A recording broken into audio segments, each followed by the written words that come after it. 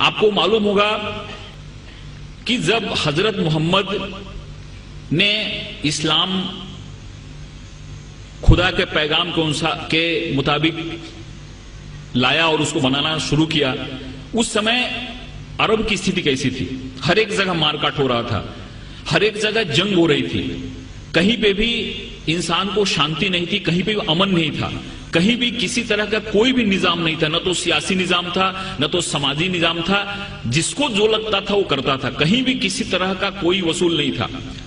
वैसे हालात में उन्होंने पूरे अरब कंट्रीज में, अगल बगल के देशों में उन्होंने शांति और अमन की स्थापना की।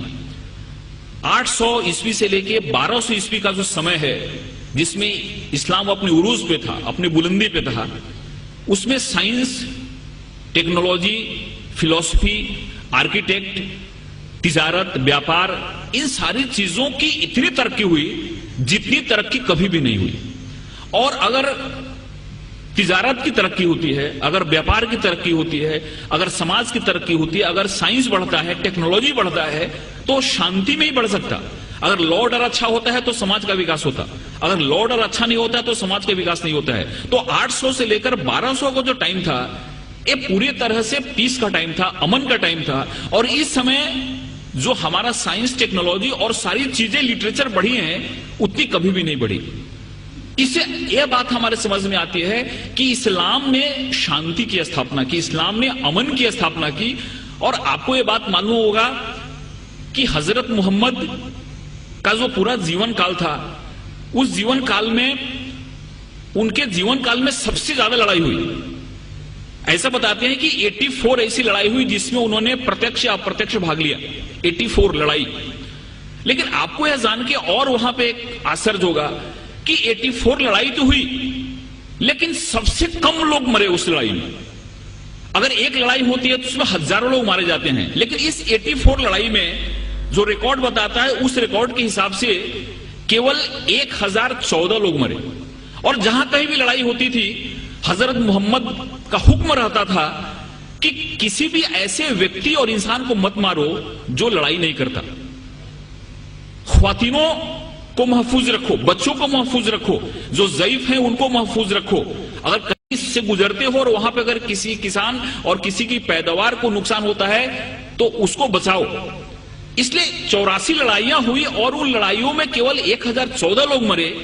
दुनिया का सबसे बड़ा रिकॉर्ड है।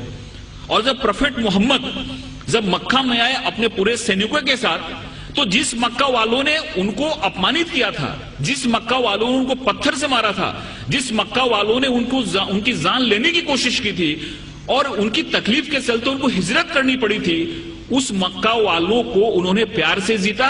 और वो मक्का की जो फतह थी, ऐसी फतह थी जिसमें खून का एक कतरा भी नहीं बना।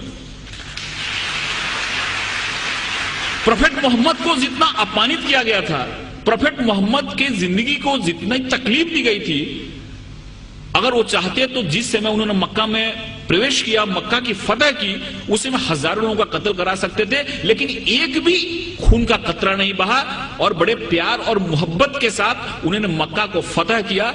इससे यह बात सामने आती है कि शांति और अमन इस्लाम का मकसद है। तलवार उठाई उन्होंने, तलवार इसलिए उठाई कि तलवार उठाने का उनको हुक्म था, मजबूरी थी तलवार उठाना, कि अगर तलवार नहीं उठाते तो मजहब का क्याम नहीं हो सकता।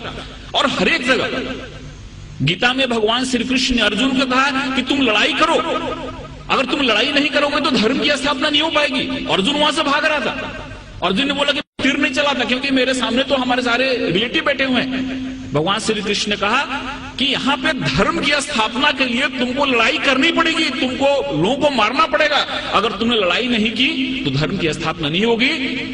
तो एक विशेष परिस्थिति में हमको लड़ाई करने की भी जरूरत होती है। वैसे ही प्रोफेट मोहम्मद ने अगर लड़ाई करने की बात की तो वहां पे की जहां पे लड़ाई करना मजबूरी था, और वहां पे अगर लड़ाई नहीं होती तो शांति की स्थापना नहीं होती। इसलिए ये बात हमारे सामने आती है कि सबसे बड़ी जो बात है कि इस्लाम जहां जहां उन्होंने उनको जहां जहां वो लोगों को मार सकते थे, जहां जहां खून खराबा हो सकता था, वहां पे उन्होंने खून खराबा नहीं होने दिया। कभी कभी उन्होंने अपने को खुद अपमानित भी हुए। जैसे कि बहुत लोगों को मालूम हुआ कि सुलई हुदैबिया जो एक करार हुआ, एक जो मायदा हुआ, उसमें बहुत सारे ऐसे टर्म थे जो टर्म उनको कबूल नहीं थे, इस्लाम के मानने वालों को, मुसलमानों को कबूल नहीं थे।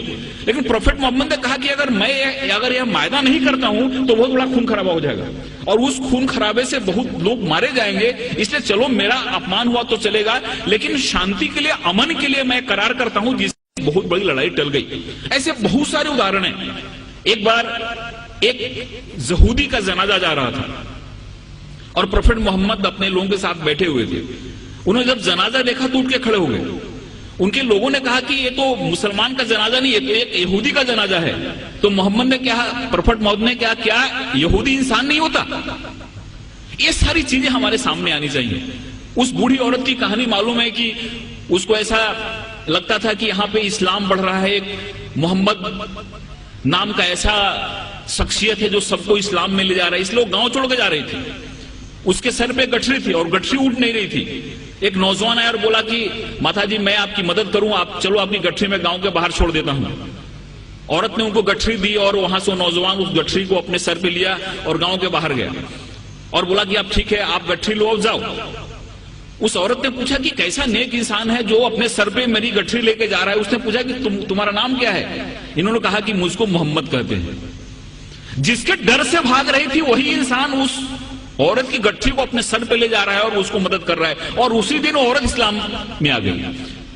जो औरत प्रोफेट मोहम्मद के सर पे हमेशा कचरा फेंका करती थी नमाज के जाते समय, रोज कचरा फेंकती थी उनके सर पे। एक दिन जब उसने कचरा नहीं फेंका तो मोहम्मद जब लौट रहे थे, प्रोफेट मोहम्मद, तो उन्होंने देखा और पूछा कि औरत कहां है? लोगों ने कहा कि वो बीमार पड़ी हुई है। वहां पे जाके उन्होंने उसकी तबीयत पूछी। उस औरत को लगा कि जिस इंसान को मैंने इतनी तकलीफ दी, जिसको इतना मैंने अपमानित किया, जिसके सर पे मैंने कचरा फेंका, वो कैसा इंसान है कि मैं मेरी तबीयत बिगड़ने पे मेरा हाल पूछने आ रहा है। और वहां पे इस्लाम उसने कबूल कर लिया। एक चीज लोगों के सामने आने चाहिए, ये जो तहम्मुल है, ये जो हमारी सहिष्णुता है, ये जो हमारा एक इंसानियत के प्रति प्रेम है, ये हदीस में और प्रोफेट मोहम्मद की जो सुन्नत है, ये जब हमारे लोगों के सामने आती है तो हमको समझ में आता है।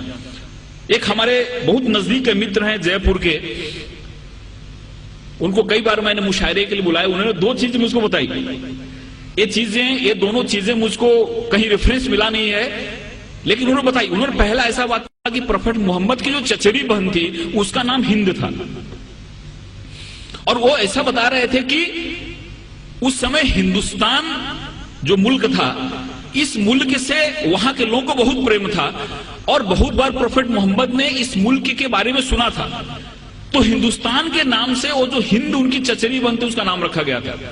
उन्होंने ये भी बताया, लेकिन मुझको इसका रेफरेंस नहीं मिला। उन्होंने ये बताया कि प्रोफेट मोहम्मद ने एक बार कभी कहा था कि वो कैसा मुल्क होगा जिस मुल्क से ठंडी ठंडी हवाएं हमारे अरब कंट्री में आती हैं। दोस्तों, ये सारी चीजें हमारे सामने आनी चाहिए। मजहब वही है इंसान जहां सलामत, यह तो शहादत नहीं है, यह गुमराही की अलामत। मासूमों का कत्ल है इंसानियत पे लानत, खौफ खा खुदा से एक दिन आएगी कयामत। दोस्तों, ये जो सुन्नत है वो